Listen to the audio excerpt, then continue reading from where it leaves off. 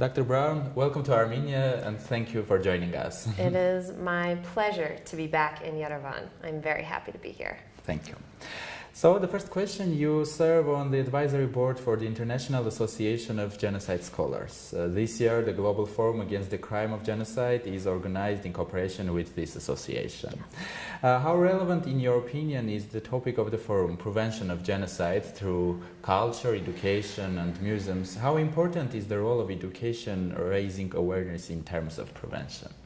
That's such a dangerous question to ask an educator because I personally, this is my entire life's work and my mission is to empower the next generation and the generation after that and our current generation to make sure that they have the political will and the knowledge and the ability, the imagination in a way, to recognize mass atrocities as they are occurring and then to take preventive actions. And also, in the instance of genocides and mass atrocities that have already taken place, to make sure that we commemorate them, that we honor and value the perspectives of the survivors and the witnesses of these crimes, that we make sure that we learn from them, that we build a better society. Education's at the core of all of this. It is really the touchstone upon which we are going to build a society that recognizes when atrocities are being organized from the inception, ideally, and takes preventive measures that are meaningful, effective, and stop genocide. Unfortunately, we still are seeing genocides taking place around the globe right now. We have now a record number of displaced persons and refugees living around the world. It's really a crucial time for education, not just to look backwards, but also to inform our present and also looking forwards to how we can create a better future. So education is at the core of all of it. And with education, also commemoration. Museums are incredibly important institutions and foundations that are committed to holding these memories, keeping them alive, making sure that we, again, we're always looking backwards so as to better inform our future. Yes. This year marks the 70th anniversary of the Convention for Prevention and Punishment of the Crime of Genocide. Yesterday, yes. Yes, yesterday. 7 decades later, do we have an effective and robust system of prevention at the international level? We have structures and mechanisms that are in place, and they are a good first step. What we need more of, in my humble and individual opinion, what we need more of is individual political will.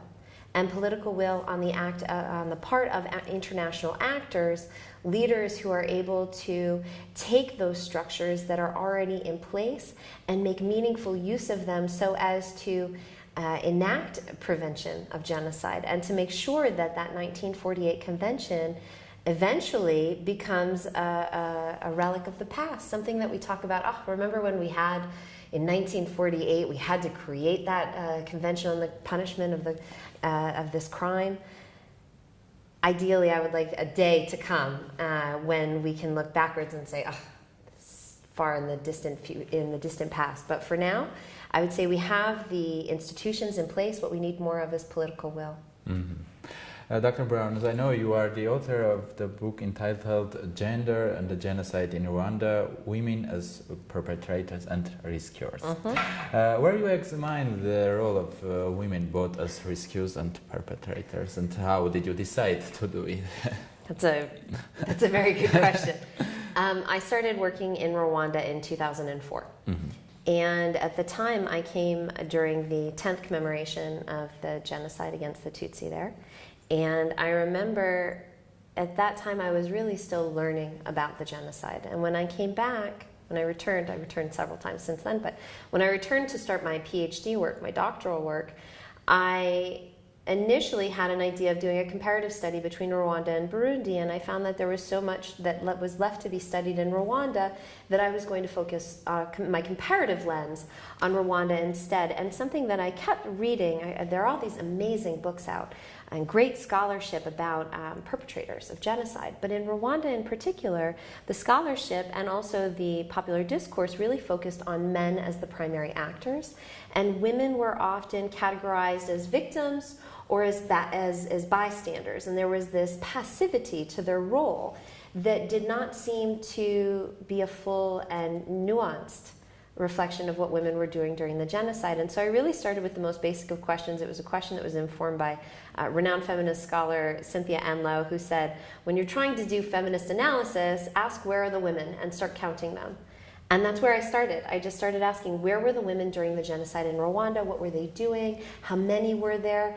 And it really developed into a full comparative dissertation that later turned into my book, in which I explored the role of women who decided, to some to the detriment of their community and some to its benefit, to take action during the genocide. So there were women who played a very active role as perpetrators. In the end, when the Gacaca courts wrapped up, they found that of the 1,003,227 individuals who were tried, over 10%, 96,000, I believe it was, 653 were women. That's a significant number, almost 10%. Yes. Mm-hmm.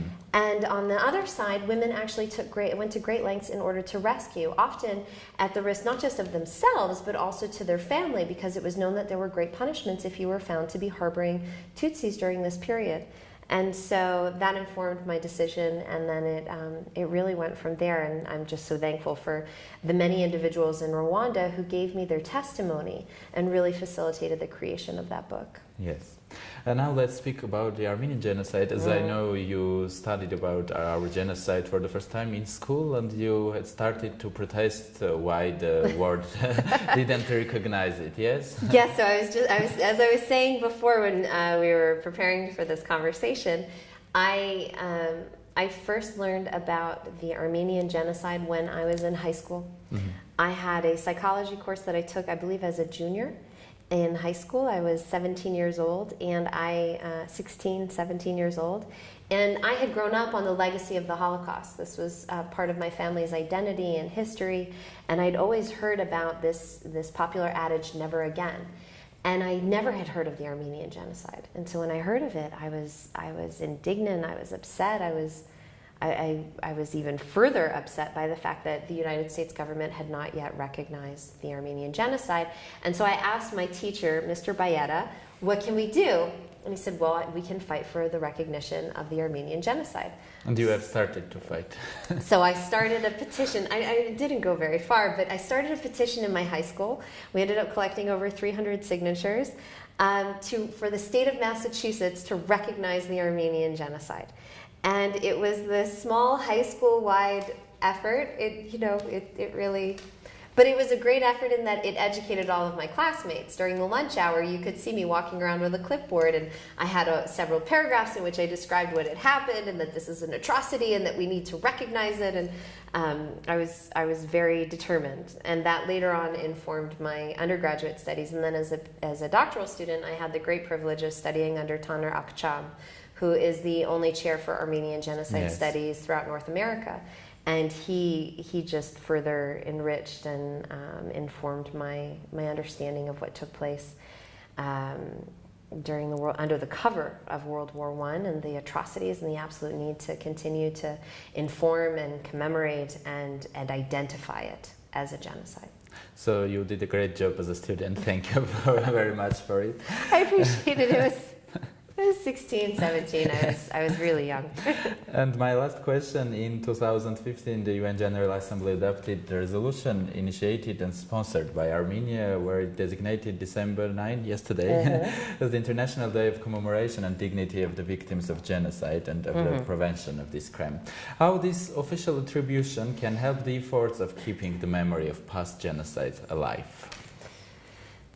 So is it formal, but how it can help us? No, but it's such an important day because, look, 365 days out of the year, we should be mindful of the victims of these atrocities that have taken place, and we should be working towards the prevention and punishment of those prevention of genocide and the punishment of those perpetrators of genocide. What's so significant about designating one day as an international day is to make sure that those of us who do not work in this field, who do not think about this 365 days out of the year, there is one day in which we all come together and we renew our commitment to this commemoration, to memorializing and also to actively preventing in the future and in our present. And so it's incredibly important that we have that International Day. I commend the Armenian government for bringing forth that initiative and making sure that we keep holding the world accountable, that we keep bringing this to the forefront of the world's imagination and understanding, and that this is a part of the conversation every single year, year in and year out. Thank you very much for sharing your opinions. Thank nice you. to meet you. Yeah, it was great to meet you too. Thank you for your time. Thanks. Thank you.